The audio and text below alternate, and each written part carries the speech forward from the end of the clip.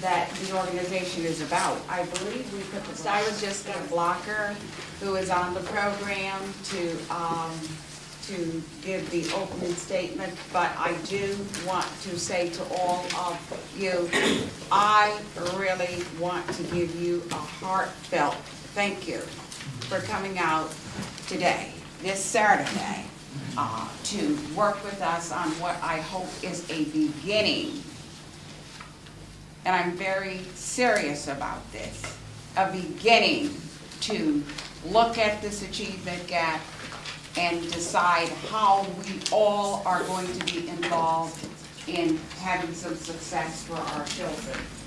I certainly do thank Dr. Kurtz, Dr. Coma for being here this morning. So, welcome, and we hope you find things very meaningful. I'd venture to say that the achievement gap begins that far. But let's take, for example, today, you pick a hospital, St. Rayfield, Yale. We have 2 mothers in there, in labor today, possibly going to deliver tonight. They share a room. After 3 days, one mommy goes home to Westville, the other mommy goes home to New Harbor. 5 years later, both of their children end up in kindergarten in New Haven Public Schools. And just think about that. Will those 2 children arrive at kindergarten in the same place? One child is going to be exposed to all kinds of opportunities. There are going to be all kinds of conversations that happen in the home, all kinds of expectations laid upon that child. And then the other child doesn't have all of that. So you get these 2 children arriving at kindergarten with vastly different experiences. Their own personal dictionaries have different levels of vocabulary, different exposure to words. So you all get the point. These 2 children are not going to arrive at kindergarten in the same place. Yet the kindergarten teacher is expected to move these children along. And so they go through this, they go through elementary school with whatever experiences that they have. And if the student who is already behind coming into kindergarten gets 2 or 3 bad years, 2 or 3 bad teachers along the way, teacher leaves on maternity, there's not a certified teacher that gets into the classroom, there's a sub that's in the classroom, that child gets 2 or 3 of those years, that child is already set up to fail. No question about it. Those children arrive at middle school behind the 8 ball. We get them in high school behind the 8 ball. And every year, the gap just widens and widens and widens and widens. And then they get to high school, and most of these kids fully expect to go on to college. They fully expect that. But the reality is, many of them graduate from high school with a diploma from whatever high school they attend in New Haven or wherever. And then they go to college and they land in these 0001 level remedial classes because they cannot fully matriculate into college level English and math classes. And then the gap continues in college. And the reality is that many of these students who start college paying full tuition for these courses for which they earn 0 credit end up dropping out of high school because they're behind their peers. And so I say that all to say that we are all here and all have a responsibility in some way to help to close this achievement gap.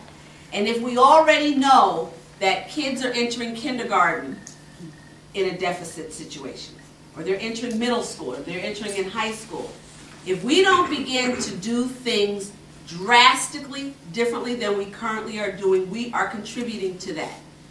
So what are we going to do as kindergarten educators, preschool educators? We know that kids are coming in with these 2 different experiences on this earth. So what are we going to do to fill in for those experiences? Fill in for that vocabulary that they don't have. and then in middle school, and then in high school. We have to figure out something that we're going to do differently. Otherwise, we all know, if we continue to do what we've already been doing, we're just going to get the same results over and over again. 10, 20, 30 years from now, we're still going to be talking about this achievement gap. So as I said in the beginning, welcome. I hope that you all learn at least one thing to do, a different action to take, a practice to abandon. That's learning also. I mean, there are some things that we need to do that we just have, and as a principal of a high school, there are some things that we had to say, look, it's not getting us anywhere, forget about it. It doesn't matter if we've been doing it for years and years and years. If it's not moving our kids along and helping to close the achievement gap, then let's get rid of it. So with that said, Ms. Turner is going to introduce our keynote speaker. Just a few housekeeping things. The rest. New Britain, public schools. I've been there since 2001. I've been in education a long time. I started as a Latin teacher, and I moved into the guidance department, director of testing, director of guidance, assistant principal, all in high school. And I have been in central office in a number of positions in HR. I worked a year in Bridgeport as the assistant superintendent of secondary schools, and went back to the Midwest for 3 years. Assistant superintendent perspective to have to come from the Midwest and to be in because Wisconsin is very different from Illinois, and I worked in both those states. And then Connecticut is very different too, but they do share some things in common. When I began here in Connecticut, in my first convocation, I read an excerpt from Dr. Patrick O'Neill, which is called "And How Are the Children?" And I think it sets the stage for what I value and what I wanted to see happen and discuss about kids being the primary target. And so I thought I would begin with that also. I am, and so I'm not doing one. They're easy for me to do because I don't do them. I have people that do them for me.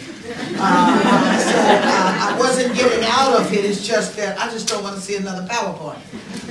So I'm just going to, and I like the idea that there's no formal podium because this also gives me an opportunity to see that we're here as fellow colleagues concerned, and we sort of get this a little greater intimacy this way. So let us begin with this excerpt called "And How Are the Children?"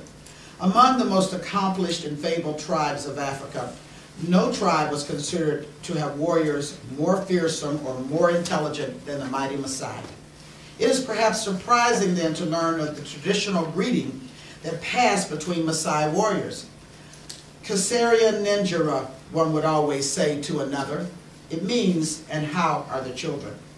It is still the traditional greeting among the Maasai, acknowledging the high value that the Maasai always place on their children's well-being. Even warriors with no children of their own would always give the traditional answer, "All the children are well." Meaning, of course, that peace and safety prevail, that the priorities of protecting the young, the powerless, are in place. It is all of its proper functions, and everywhere they went, all the responsibilities centered around getting the response, "All the children are well." Meaning that life is good. It means that the daily struggle of existence, even among a poor people, does not preclude proper caring for its young. This fable begs the question of the effect on our consciousness of our own children's welfare. If in our culture we took to greeting each other with the same daily question, "And how are the children?" One wonders if we heard that question and passed it along to each other a dozen times a day, would it begin to make a difference in the reality of how children are thought of or cared for in this country? What if every adult among us, parent and non-parent alike, felt an equal weight for the daily care and protection of all the children in our town, in our state, in our country? Could we truly say without hesitation, "The children are well"? Yes, the children are well. What would it be like if the president began a conference every public appearance by answering the question, "And how are the children, Mr. President?" If every governor of every state had to answer the same question at every press conference, "And how are the children, Governor? Are they well?" Wouldn't it be interesting to hear their answers?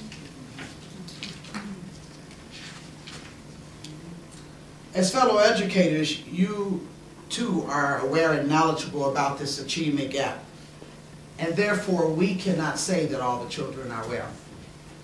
I've been in education for more than 40 years and live and breathe the achievement gap. But still, I spent the last few weeks looking at current data and research about the achievement gap for this speech. I'm going to discuss the gap, a little bit about its origin, and how we can narrow or close it. But I want everyone to understand that closing the achievement gap around basic skills, we are still not having equal opportunity for students to be successful in the 21st century, because basic skills is the beginning of what it takes to be successful in today's world.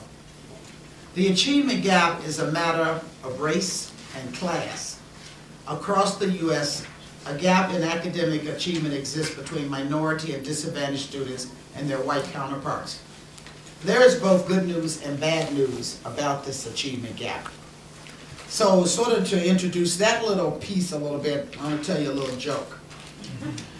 There are two 90-year-old men, Joe and Sam, and they've been friends all their lives. It seems that Sam is dying, so Joe comes to visit him.